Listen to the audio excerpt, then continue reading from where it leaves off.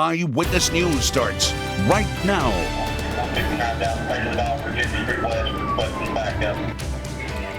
New video of a controversial arrest that put 2 Charleston police officers on leave. Tonight, police dash cam video just released that shows what led up to several punches being thrown. We're also hearing from Charleston's police chief nearly a week after this incident that a witness caught on video and then shared on social media. And once that video started circulating, questions were raised about the officer's use of force. Police say leading up to this, Frida Gilmore was involved in some fight taking place out in front of that Family Dollar and then refused to remove her hands from her pockets when asked to do so by police. For that, she's charged with obstruction. Police say they later found a dead puppy in Gilmore's pocket, prompting an animal cruelty charge.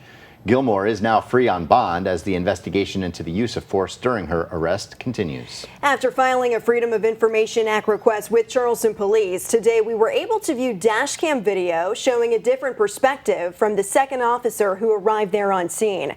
We also obtained the full police report, which details both officers' accounts of what happened.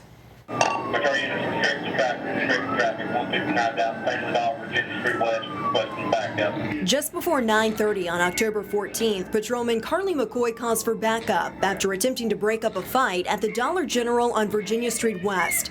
This is dash cam video from Patrolman Joshua Mina's cruiser when he arrives at that scene. In a police report, Patrolman McCoy explains that while she was trying to arrest Frida Gilmore, who was not cooperating, she took Gilmore to the ground, who continued to roll around, refusing to give McCoy her hands. McCoy says she struck Gilmore in the face multiple times until she was able to secure her left wrist in a handcuff. That's when Gilmore became combative again, attempting to push and kick McCoy. McCoy reports she began to strike Gilmore in the face again until Patrolman Mina arrived on scene. In a separate report, Patrolman Mina says when he got there, he saw McCoy on top of Gilmore, who was actively resisting arrest. He then attempted to strike Gilmore in the face approximately 4 times, which allowed McCoy to get a hold of Gilmore's hands and place them in handcuffs. We talked with Police Chief Opie Smith about what this video shows. It's just perception from the officer. His limited information coming into something like that, and his perception was basically, you heard it on the radio, the officer needed assistance. Chief Smith explains why neither officer was wearing a body camera during this incident, saying Patrolman McCoy was not issued one because she was on highway patrol and was driving through the neighborhood when she was flagged down to stop this fight.